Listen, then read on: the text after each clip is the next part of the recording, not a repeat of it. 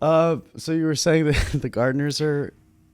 I thought it was gardeners originally, but it sounds like they're grounding on the stairs outside. So maybe they realize our stairs are completely borked and need to actually be replaced. I can't hear anything. I don't. There's those audio filters are really powerful today, so I hear like maybe a slight buzzing under your voice, but otherwise it sounds fine to me. Yeah, to me it sounds like they're literally right outside my door with like a chainsaw just going. I can slightly hear it, but it's not a big deal. Good thing it's a light news week again, which we expected. Shall we make a start? We shall make a start. Let's make a start. Hi everyone, welcome to the PokeBeach.com podcast. My name is John. I go by Water Pokemon Master on the website. And I am joined as always by the sorry, by the wonderful By Justin Basil of JustinBasil.com, who is currently being harassed by the sound of a grinder outside. It is what it is. and I don't know what's going on. we have a light news week this week. Oh, I forgot to hold on. I need to open the browser. Stall for a minute.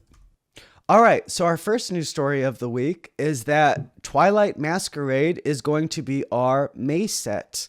The name is obviously a reference to Ogerpon, Masquerade, masks.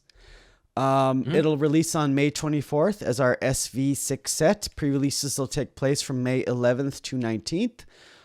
The set should be based on March's Crimson Haze and April's Mask of Change. Both sets are going to feature Pokemon from the Teal Mask, including Ogerpon EX. They haven't been revealed in Japan yet, but we are going to get Crimson Haze this weekend, I believe, right? The reveal of it.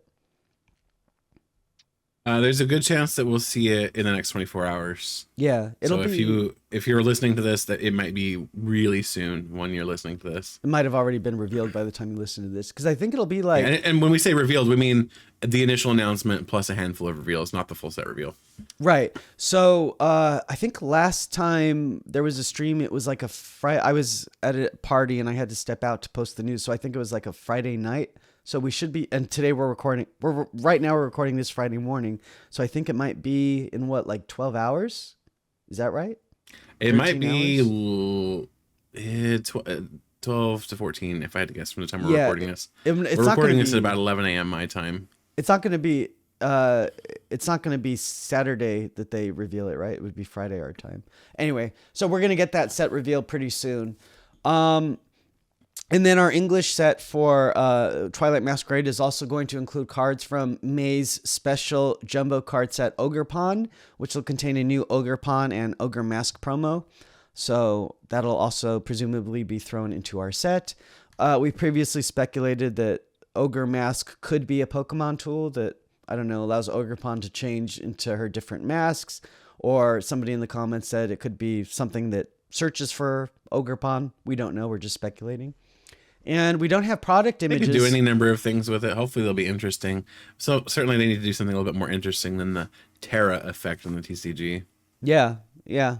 And they might, I don't know. We talked about that in a previous episode. We were saying like maybe it could be A-spec cards or something like that. I don't know. Hopefully we'll find out. Oh no, we're not going to find that out today because they're just going to reveal. No, Crimson Haze will be up first. Yeah, I know when we were talking about Crimson Haze, somebody was mentioning in the comments, I don't know if it was on YouTube or on Poke Beach itself, they were talking about how Crimson Haze might maybe focus on the Loyal 3 and possibly... No. They were. That's incorrect. Based on the sell sheet, it was supposed to be not Crimson Haze. What's the other upcoming set? Night Wanderer. Mask of Change. Wanderer. Night Wanderer was supposed to feature the Loyal 3 or the Lousy 3. Okidogi, Pheasantipity, and. So then we won't get the Lousy 3 with the Mask of Change. Correct. So we won't get them together with Ogerpon. Correct, according to the sell sheet.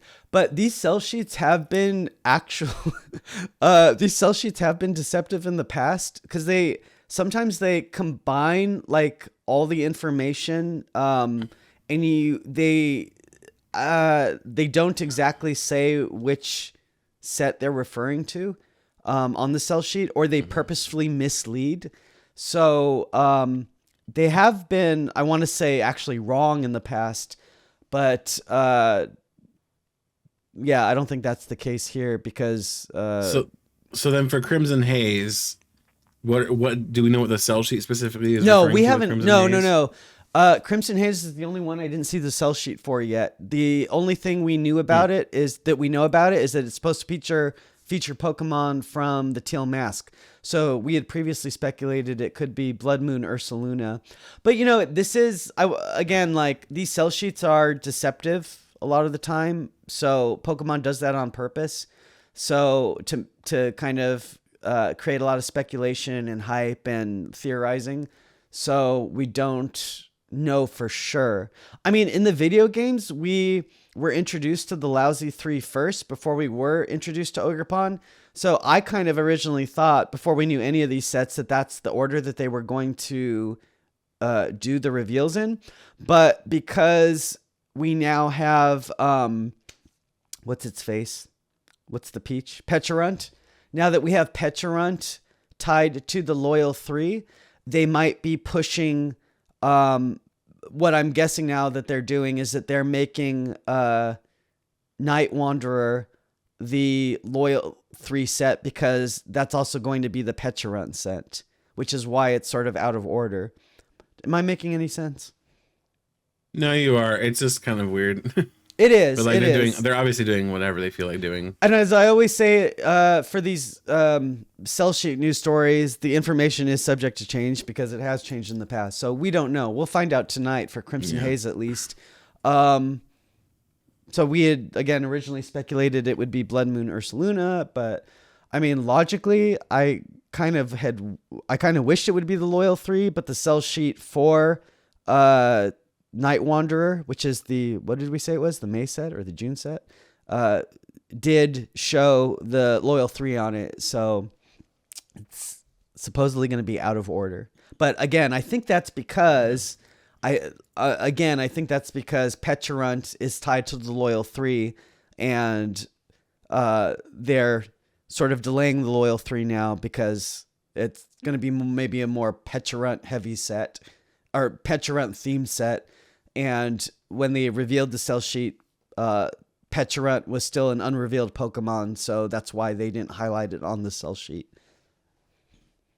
Does that make sense? Maybe. And then Night Wanderer is June, for the record. June. All right, so yeah, we'll get Crimson Haze probably revealed tonight, and then again, Twilight Masquerade will feature the cards from Crimson Haze and Mask of Change. So Twilight Masquerade is a fantastic set name. I would say that too. Yeah, it's different. I really like it. It sets a scene, unlike what were the stupid Diamond and Pearl names, like Great Encounters or whatever.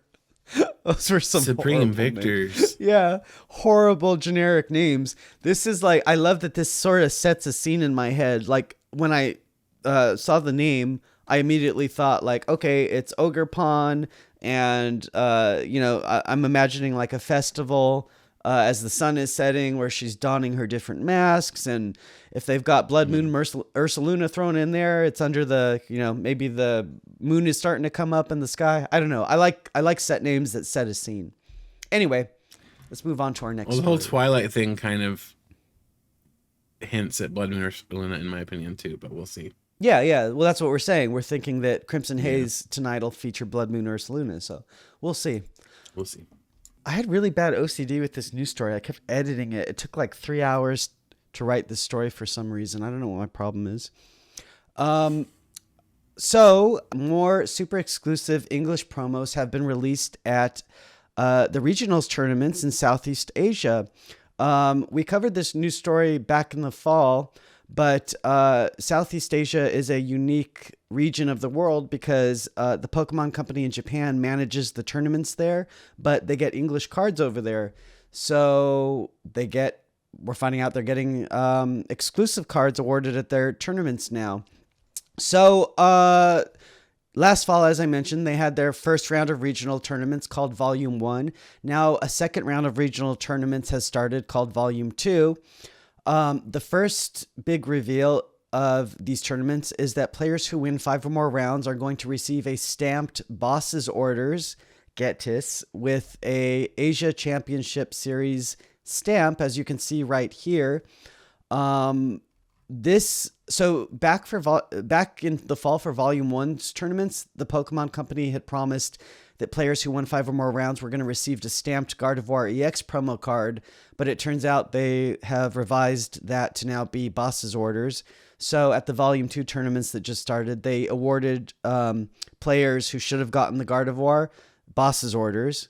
And so this means that there are... about 170 copies were awarded at the Volume 2 tournaments to account for both Volume 1 and Volume 2 players who won 5 or more rounds. So if 170 copies were given out at Singapore, we can roughly extrapolate this to be meaning that there are around 500 copies of this unique Boss's Orders card in existence. Boy, that was a mouthful.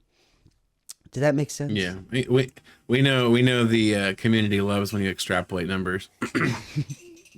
Do they? That whole Reddit post you showed me the other day. Oh, we should totally. Oh, I wanted to read that. It was hilarious. All right. So, also a major piece of news for the Southeast Asia tournaments is that Qian Pao EX has been once again rewarded to the top 4 players of each age division. These are stamped cards. These got a lot of attention back in the fall because there were only 12 copies of each card awarded. So a Qian Pao EX for Singapore, one version for the Philippines, one for Malaysia. So these are, I want to say, the rarest English prints ever released. So, we've now found out that for Volume 2, they again awarded these same Qian Pao EX stamped cards, which means there's now 24 of each version that are now out there in the world. So those of you who are very serious collectors will want to be trying to contact people to buy these. There's also going to be a Volume 3 tournament in the spring. So if they give out this Qian Pao EX again, that'll mean there will ultimately be 36 copies of each, but that's currently unconfirmed. And then... so just 24 right now. Yes, there's 24 right now, and there may be 36 if they award it again. And then a stamped Iono was given out again to players who completed 3 or 4 rounds. So that didn't change. And then players who won, who were placed in the top 16 for Volume 1 were supposed to receive a playmat and card sleeves. The Pokemon Company just awarded those for Volume 2 tournaments to players who should have received them, as well as players who made top 16 for Volume 2. So you can see here that the playmat features Pikachu, Qian Pao, and Gardevoir, and same with the card sleeves. And then also amazing, they can put some effort into playmats. Yeah. Cool. Don't we get playmats for our regionals and internationals? You both get both of them are playmats. I'm not worried necessarily about that. I'm just mocking Ultra Pro a little bit because it wouldn't be a Pokemon Beach podcast episode without mocking Ultra Pro a little bit. Well, I don't mock them. I understand the circumstances. I'll mock those playmats. You can mock them. Like until they put a little bit more effort into them. Like they showed that they can do something with that Alakazam playmat a little while back. Mm-hmm. They can put a little bit more effort into them. Oh, so what I was going to say was our international tournaments have been getting unique accessories too, right? But they just feature basic artwork. I don't know if basic artwork is the right way. I don't think they're stock artwork. No, it's it's what the Pokemon Company calls corporate artwork. They originally used it for the Dream World back in Gen 5, and they use that like on all of their Pokemon Center accessories. It's like that sort of clip artish artwork of each Pokemon that they use, right?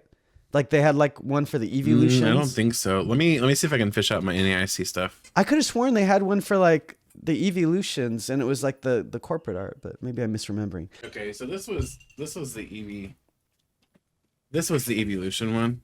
Yeah, see, it's the corporate art. It's like the clip artish artwork. Yeah. Is it though? Mm-hmm. But that definitely has more effort. How is it that Pokemon Company can take what is essentially stock art and make something that looks good out of it, but Ultra Pro can't pull that off? And then at these Volume 2 tournaments, they also had posters that featured unique artwork of Raging Bolt, Iron Crown, and Terra Charizard, as you can see here. So some players are speculating these could be featured on the playmats and card sleeves for Volume 3's tournaments in the spring. And if they do switch up the promo cards, like from Chien Pao, this could also potentially be foreshadowing the promo cards if they change it. All right, our next news story should be, how about Worlds 2026 to be held in San Francisco? Okay. All right. It's such a weird story that this got leaked too. Yeah. Because we don't even know the dates for 2024 or the location for 2025. Yet we know the dates and location for 2026 because of this. Well, so the San Francisco Business Times, I guess, did some investigative reporting, and I don't know why they did this. I think because this convention center that Worlds 2026 will be held at is used for these big events in San Francisco. Like, what's that gaming show that they have there? There's some big gaming thing they have every year there. So I think that people over in San Francisco pay attention to this convention center, and that's how they found out that Worlds would be held there. But anyway, so Worlds 2026 will be held at San Francisco's Moscone Center from August 28th to August 30th, 2026. It's the city's largest event venue. The newspaper also reported that TPCI booked 21,000 hotel room nights tied to the event for competitors and staff. So that kind of gives us some insight on just how many nights TPCI books for these things. That's a lot. That's not 21,000 hotel rooms. That's nights. So it's quite a lot of hotel rooms, I would imagine. You think about maybe a week's worth of stay for each employee on average, probably. Yep. Or at least for the setup crew, at least, right? Mm-hmm. And then what? So, three nights for the competitors? 3 or 4 nights, maybe. For the like the casting staff, and I think it's going to vary by their role, probably. Right. But a lot of them are going to be there for the whole role. Yeah, so it's a lot of hotel rooms, whatever the number is. This also gives us insight into how far in advance TPCI books these. So the newspaper just discovered this, but we don't actually know when TPCI booked it. But this would mean that they book things these venues at least 2.5 years in advance, because that's when August 2026 is. So that's some pretty cool insight. This is the first time a Worlds location has been discovered this early. As Justin Basil mentioned, Worlds 2024 in Hawaii. The dates haven't even been announced yet, and we don't even know where Worlds 2025 is going to be hosted. So, and then Worlds was previously held in San Francisco in 2016. It was in the basement of the Marriott Marquis. That was a very small Worlds, I remember. Was that the one where I think that was the first one where they started having passes. I'm not sure. I was there, but I don't remember if... I kind of think that was the first one. I might be wrong. But anyway. So yeah, it'll be held at this place. I'm showing a photo right now. Looks pretty new and purty. So yeah. Anything else we want to say about this? No, I know the opinion on it being held in San Francisco was pretty split online. People were both very excited that it was in San Francisco and very upset that it was in San Francisco simultaneously. I think people were a little less enthused about the surrounding area for the center. So I'm from SoCal. I lived here my whole life, and I've only been to San Francisco once for the aforementioned Worlds, but I have wanted to go up to San Francisco for years with my friends to do a road trip. The thing is that San Francisco has a very bad reputation now for car break-ins. So people even leave their cars unlocked now so that thieves won't break their windows. They're like, hey, just open my car and see I have nothing in there. So, yeah, it's a little iffy to go to that area if you're driving in. But they do have parking garages. That's where I parked my car last time. It was a secured parking garage with the guard. So I would recommend that if you're going to drive there like I am, that you do that. But yeah, it's a very shady area for car break-ins. Luckily, though, I think most people are going to be flying in. I did hear a lot about car break-in issues. That's probably a big part of it. Yeah. I don't want my car broken into, but... All right. What's our next story? Oh, God. There you go. Run with the Pikachu. I'm so tired of this stupid Pikachu.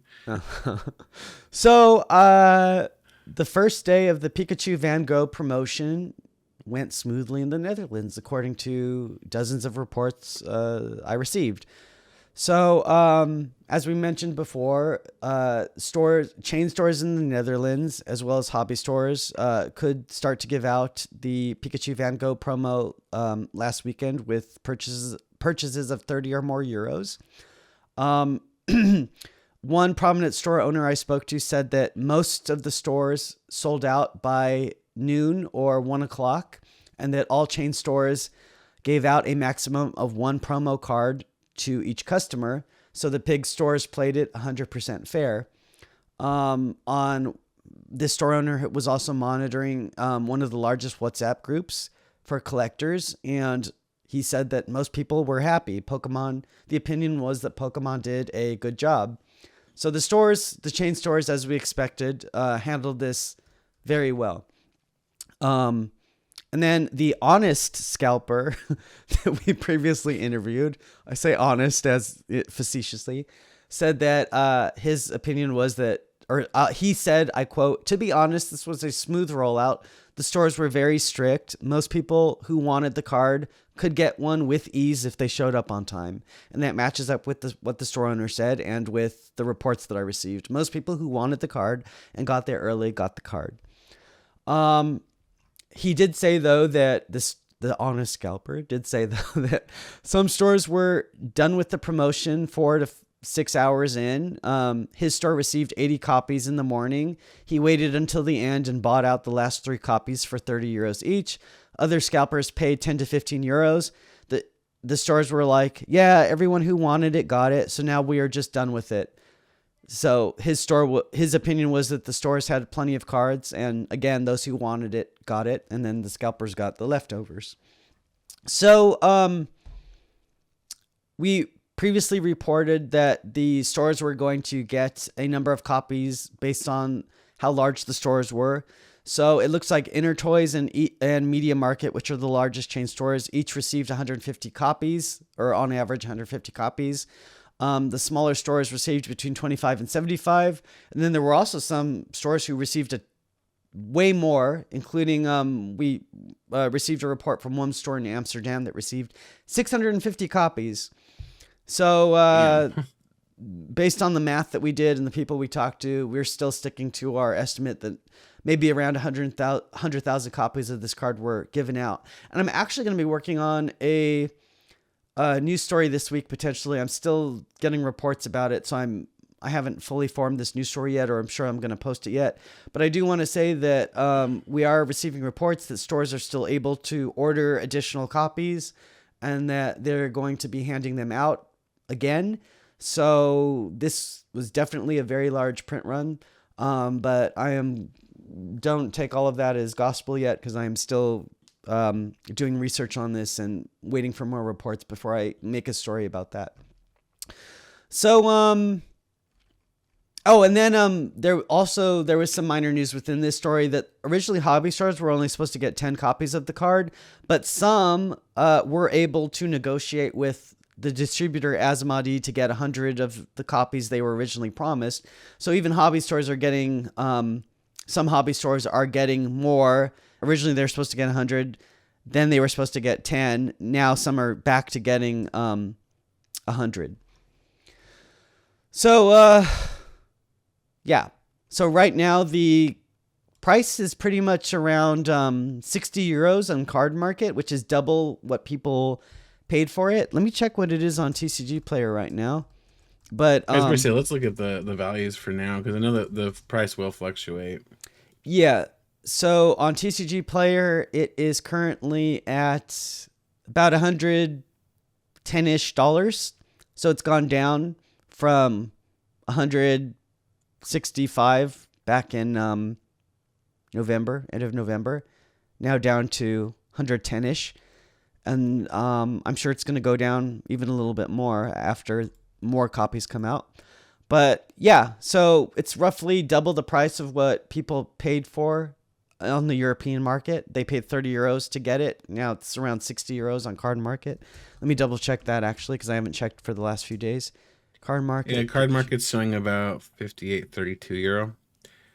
So the lowest one's $39.99, but there's only one. So Okay, so it's I think it's pretty reasonable. yeah, it's like Price-wise. yeah, it's like between 58 and 60 euros the past few days. So roughly double of what people paid for to get it. All right. Our next news story is that. Do we want to say anything else about that, Pikachu? No, I'm good with Pikachu. I think I've said enough about Pikachu. Same. All right. Next news story of the week is that a Mabostiff EX showcase collection will be releasing on February 23rd.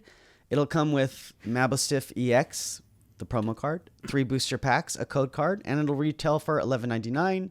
Previously, there was a Mabostiff EX box revealed, which also comes with a foil reprint of Maschi EX from Paldea Evolved, 4 booster packs and a code Just card. Mastiff, not an EX.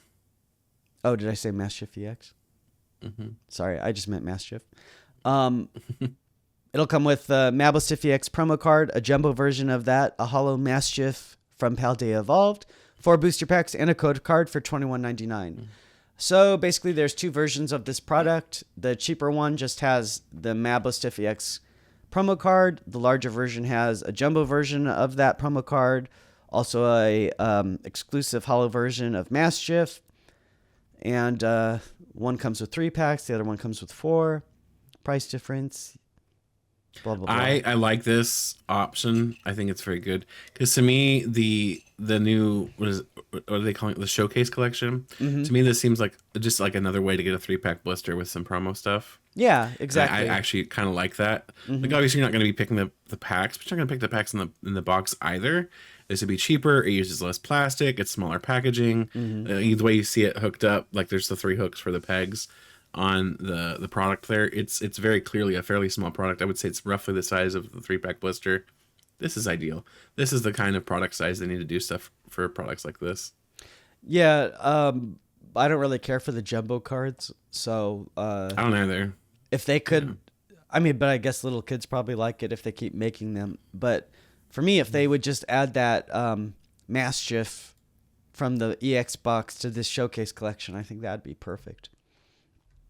Yeah, I could see it. I mean, that would be nice. It's not. I mean, really, if you're gonna get it, you're getting it for the boss stuff. If you really, really, really, really want to play it, for the record, if you're trying to play a deck, this is not it. Yeah, this is not a good deck. But it does exist and it could function. But if you really want it for your collection, I think this is just a better way to get it, frankly. Mm-hmm. Yeah, and I think people in the comments agreed with that. Agreed with that. Oh, you know what we did forget to talk about with the Pikachu story? We should go back to that with those comments on Reddit. We should go. These were so. I'm gonna pull this up. Can you get me the link for that? Yes, I have it open right now. Actually, let me go. Or send me the link for that. Okay, this is so hilarious. I just want to. The level of delusion in this community is astounding. I'm sorry. Okay. So somebody. Okay, hold on. I'm opening it on the stream thing. So somebody sent me this from Reddit. So last week when I posted that chain stores were going to receive up to 250 copies of the Pikachu with gray felt hat promo, this is what some people on Reddit said. This is hilarious. Oh, actually, it looks like they got downvoted because originally I think this had a lot more upvotes. Okay, so one guy said, right, as I said in the last thread, Pokebeach is trying to manipulate the market. They're showing card market data from the 5th of February. Their article was posted on the 6th. Card market shows that the lowest sold card on the 6th to be 72 euros. They're cherry picking. Okay, so first of all, this person is trying to claim that my article is trying to manipulate the market by pretending that the card is selling for lower than it actually is. Well, actually, on that day, February 5th, there were a bunch of this card offloaded for super cheap, which is why there was a dip in the graph. And I'm not cherry picking anything because we got that graph directly from Card Market. That's their graph. I didn't cherry pick anything. And then and you write these articles before they're posted anyway. Like you're not going to necessarily go back and immediately grab a new graph just to post it. Well, no, that was the most current graph at the time, but this person doesn't know about time zones. So the card market Oh data. yeah, there's that too. Yeah. To summarize, this article is nothing but price manipulation. Absolutely appalling from them. They're clearly fixated on doing whatever they can to lower the price, probably to pick up some for cheap. Oh yeah, you and I especially. You said time and time again that you just straight up don't want a copy of this card unless it's literally given to you. And even then, I think you'd probably second guess it. Yeah. You just don't care. It's hilarious. Yeah, we're manipulating. I love paranoid people. They're so fun. Like the whole comment chain is just delusional. And then like they say the what response to this one with Immediate Market. Oh jeez. And they say what a bunch of clowns. Yeah. I've been doing this for almost 21 years now, covering the Pokemon trading card game. I think if I was this insidious, people would have figured it out by now.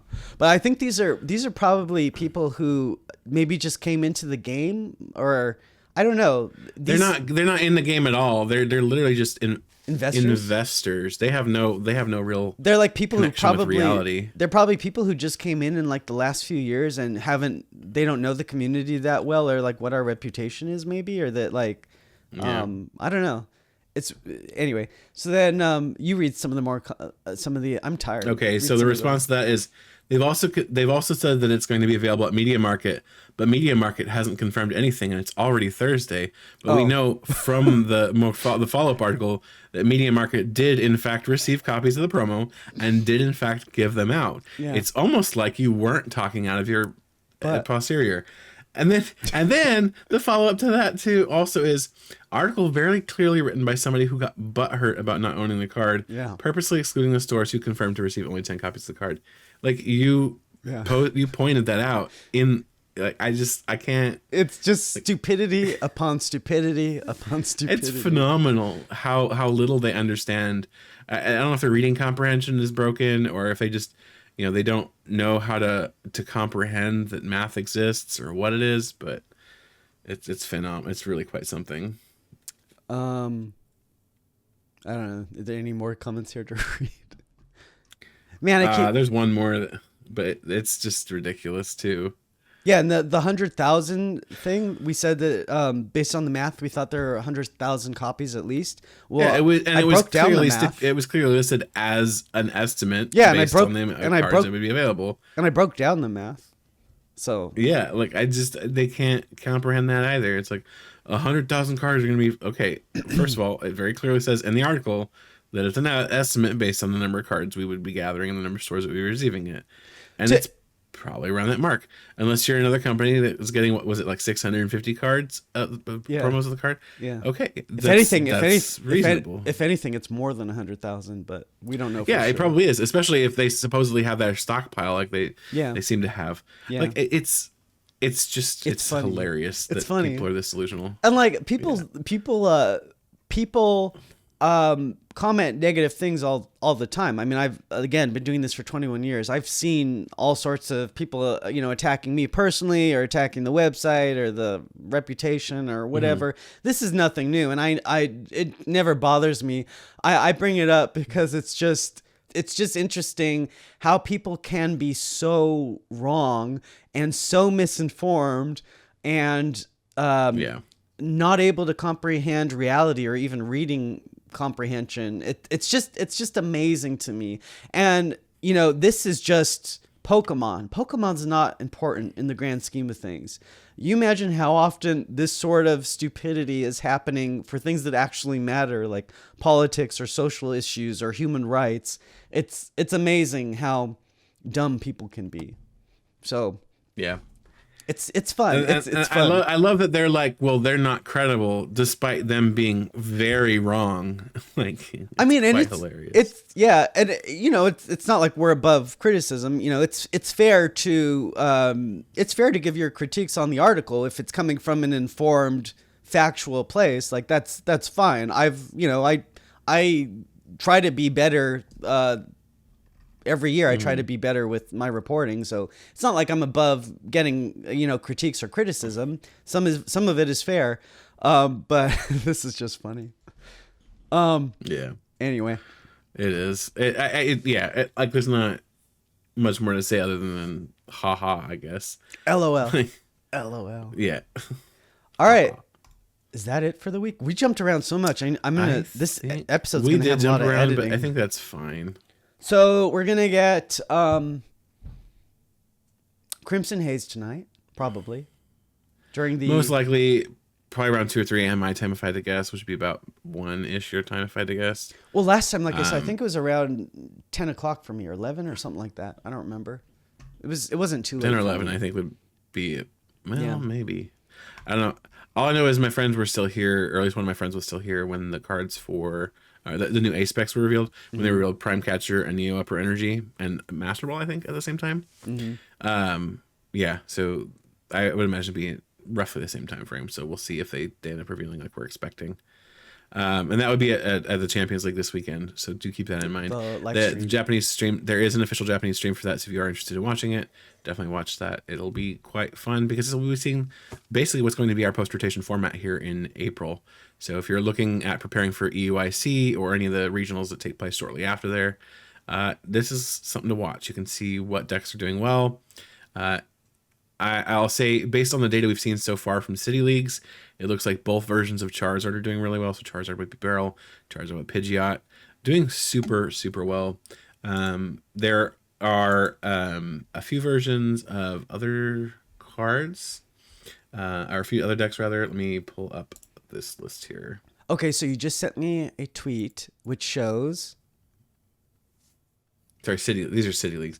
So this is City League information from it's like the 10th through the 12th. So kind of what kind of points we're looking at for people who've been playing these decks.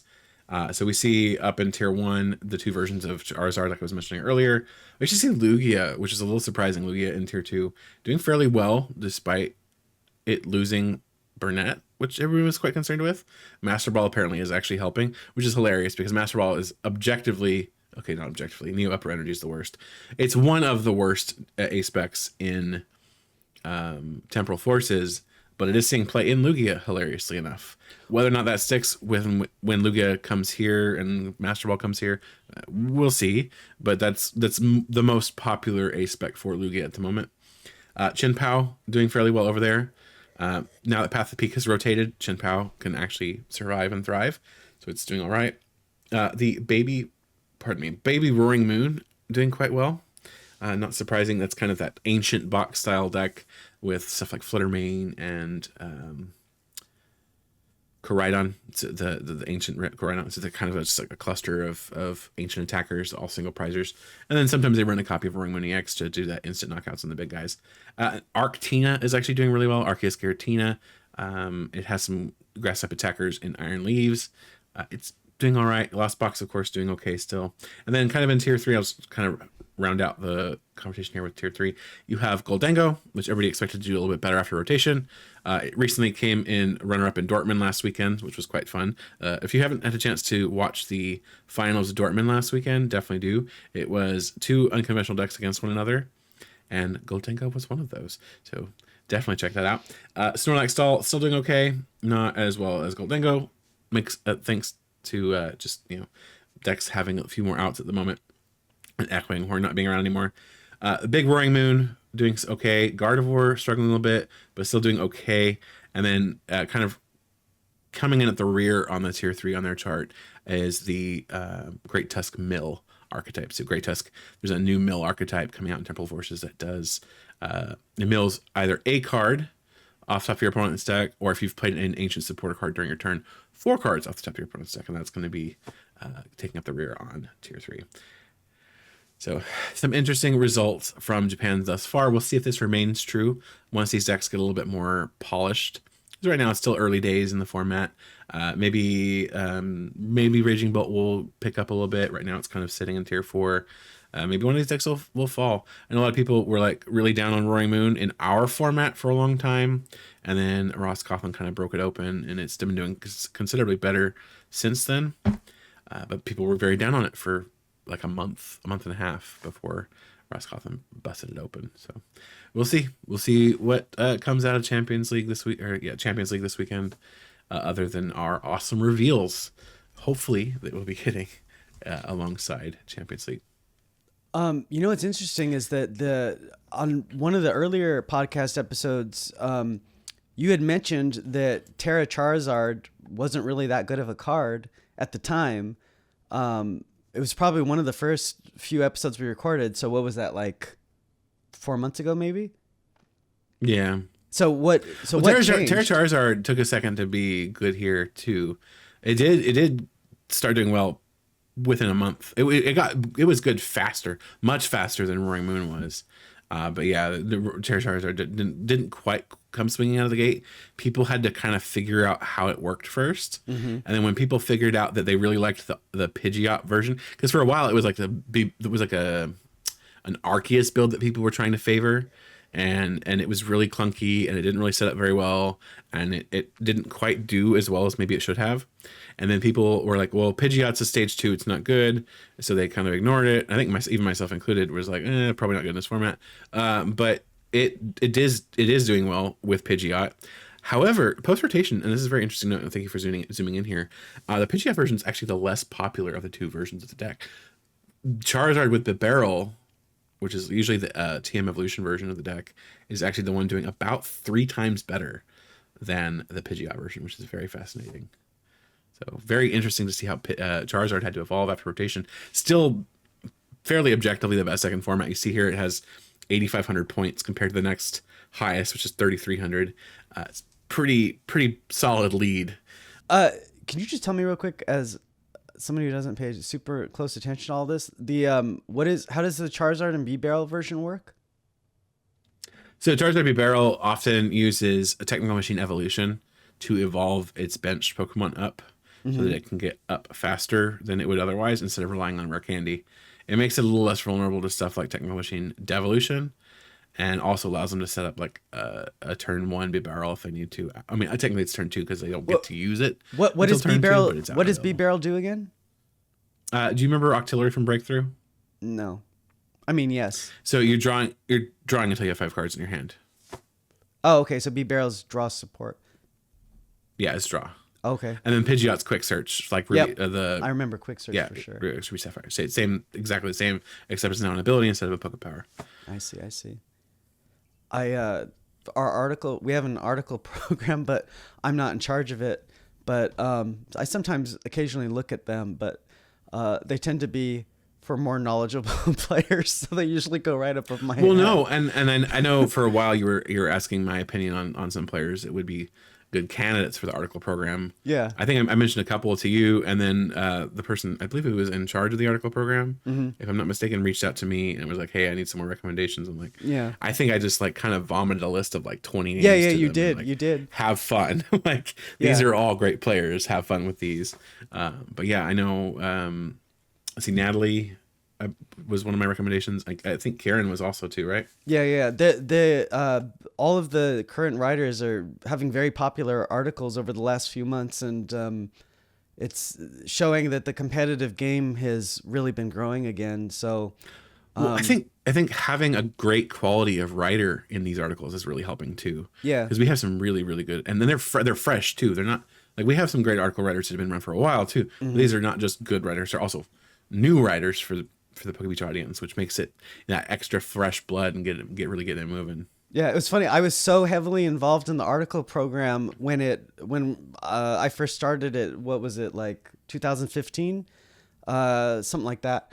And now I don't even read the articles anymore because there's other people managing it. But that's just because I'm so busy with film and the webs, the news stories and everything now that I don't have time to stay on top of the competitive game. But it's funny because when I do sometimes occasionally go through them, I'm like, oh God, this is all just so above my head because they really write to the most competitive players. So if you're into the competitive game, they you need should to, because subscribe. a lot of these articles are meant for competing. Like if you're going to be going in, you want the details. You want the nitty gritty. A lot of the basics can be figured out in a YouTube video, but these details that are in the article program articles, they're there for the people who want not just to be vaguely familiar with the deck, but they want to win with a deck. They want to know the card counts. They want to know the little micro decisions that make the difference later on. And that's the kind of thing things these articles go over. They're not for me or my kind of audience. They're for like super competitive players. So if you're somebody like that, you should. Or just subscribe. anyone that wants to get better. Like, Really, they're not just for the super This is competitive. an advertisement now. You should subscribe to the Poke Beach article program. I forget what the price is, but you should subscribe to it. And yeah, I don't. It's all the money that's made for the program goes into money just goes back into hiring more writers. It's not like it's a for-profit thing for the website. I mean, the writers get paid, obviously, but they're all, and it's all the article program specifically. Like, like you and I aren't getting anything out of this. It's the people who are contributing to these high quality articles that are getting. It's funny. Paid. It's funny because like there used to be a lot of article websites, but all of them have shut down because for them it was all about profit or whatever. I mean, I don't mean to say it's like a bad thing. I mean, it does take a lot of work and I know one person kind of just faded out of the community too. Like it's not all because of the money, let's be honest. But yeah, it's I thought it was. Yeah, one person just kind of left the community for a long time and they person or took group? Their site with them. Oh, what was that? I was talking about like, because when we started there was I think there were like 3 or 4 websites, but all of them are gone now. And I know one of them was saying that it just because it wasn't profitable anymore, that was what the implication was. But like what I'm just getting at is that, this program, it's not for money or whatever. So that's why I've never decided to shut it down or whatever. Cause I'm just like, hey, I just like having a Pokemon TCG website that's for different people. And, it's not about the money. So, that's why ours is, I guess, still going. Cause it was never about the money. So anyway, I mean, it's not about the money for us, but like we in order to get that higher quality content from competitive players, you do have to you have to pay them for their time. Yeah, you do. Effort. Yeah, you do. And that's it's funny because like we used to have when we had the prize partnership with TCG Player, I used to give out free booster boxes to people just for writing free art. They would write articles for the website for free, and then they would get a booster box. Wait, what am I saying? No, what I meant to say is that we used to post free articles for anybody to read, and those people would be paid in booster boxes from TCG Player. But people who would read the website would criticize those people because they weren't like the best players because they weren't getting paid cash. So it's like even when we did things for free, people would still complain. So it's like if you want like the best content, you have to pay people, actual money because they put so much time and effort into this competitive game. So I love how people are always like, oh, you should just post things for free, blah, blah, blah. Well, they're not going to write for free. And even when we did things for free, posted free articles, people were like, oh, well, these aren't like super top tier advice and whatever. So anyway, we're, but we have some phenomenal writers in the Poke Beach article program, so definitely check it out. I think it's a stellar example of what you can get out of a truly bit of competitive content. That was such an ad. We should like. It was a bit of an ad. We should say all of that. We should say all of that much more succinctly in the future and like advertise it for every video. Because then it just makes the article program better. Like I've been noticing lately since we got those writers that people are like really impressed with it. So it's like it just makes the program better when there's more subscribers because we can hire more writers and everything. But anyway, okay, that's enough of that. Total ad. Yeah, we can only gush about the great writers in the Poke Beach article program so much. Yeah. That was an unintentional ad. Okay, so is that it for the week now? I think that's the end. Whoa, this was a very meandering episode. I'm gonna have to edit this a lot and switch around the order of some of the things we talked about. Thank you for listening or watching the PokeBeach.com podcast. Be sure to like, comment, subscribe. We will see you all next week. We should have the reveal of Crimson Haze tonight, so look forward to that. And have a good week. Spend time with your family members. You never know when they're going to leave this world. I just had the funeral for my grandaunt this week. Oh, it was hilarious because when they lowered her casket into the grave hole, it got stuck. So they had to call they had to call a whole crew of people to try to pull her casket out of the grave hole, and then they couldn't get it out. They were trying to use pry bars and everything to pull it out, and then they had to call a tractor and hook up cables to it to yank it out. Wow. and then they lowered her into the. It was. She would have loved it. I mean, we laugh at everything. That's in this just family. bad. It is. It is. How but did they fumble that badly? I know. My mom was upset by it, but the rest of us thought it was funny, and I think she would have thought it was funny. So it's good. Like, life is full of sadness and it's full of happiness, and I always try to look for the funny and happy in every situation, just like she did. She used to always say, well, we have to be funny sometimes. That's what she always used to say. She was 104. She always had wisdom, and she always thought that things were funny. And I think that's how we should live our lives. We should just try to be happy and laugh at things once in a while, the ridiculousness of life. So anyway, that's my spiel. And just as we finished recording, we got more news. You want to cover this since you posted it? Sure. This was very last second. Yeah. Breaking news. We have the Temporal Forces pre-release promos. They were listed in the promo legality status page on Pokemon.com. So we know what they are. We don't know what they look like just yet, but we do know what they are. They're going to be Feraligatr, Matang, Koraidon, and Miraidon from Temporal Forces. Pretty good picks, actually. I think they're pretty good picks. Feraligatr is probably the weakest of the three in terms of choices. But Matang, Koraidon, and Miraidon are all very interesting, all very playable. So, Do you want to go over them? Yes, actually. Let's look at Feraligatr first with a Torrential Heart. Once during your turn, you may put 5 damage counters on this Pokemon. If you do, this Pokemon's attacks do 120 more damage to your opponent's active Pokemon during this turn. And then for Water, Great Wave does 160 damage. And during your next turn, this Pokemon can't use Great Wave. So you could get up to 280 damage for 2 Water Energy on a stage 2. Not too bad. Decent numbers with something like a Maximum Belt. You could get up to 330. Defiance Band, you could get up to 310. They're not bad numbers. It seems okay. It is a stage 2. I have been keeping an eye on Japan. It is not seeing success, so don't get too excited. But it'll be super fun to play in a pre-release format, I think. Matang, also not seeing a ton of success in Japan. It is seeing some success, just not a ton.